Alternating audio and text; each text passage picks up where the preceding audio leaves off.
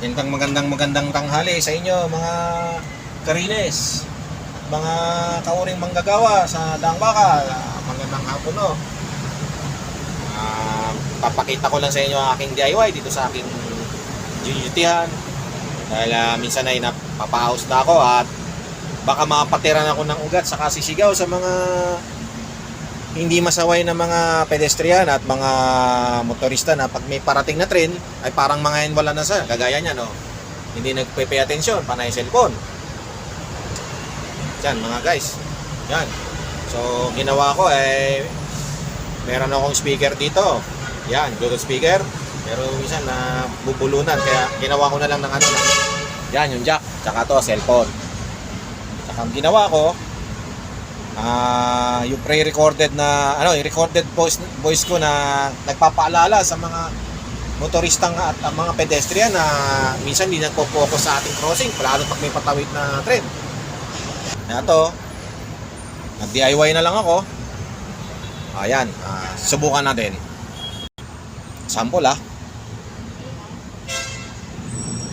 Huwag isugal ang buhay. Ayan. Paano ka? Kung hindi ka bigay, patay. Ayan ninyo. Huwag muna po tayo tumawid. Ito, sample pa. Huwag muna tayo tumawid. Ayan, dinaan ko lang. Guys, ito, sample, another sample. Mag-isari kayo sa aksidente. O, hindi mo naman sa panasin. Kasi seryo.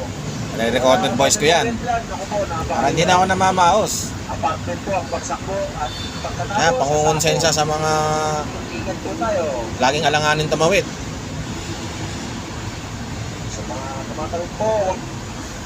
Ito pa. May dating ay magandang pang ano dyan binabaliwala lang. Minsan kahit naririnig na binabaliwala pa rin. So guys, yan yung aking mga DIY. Wala naman tayong madalas minsan ginagawa at madalang ang pagdaan ng train.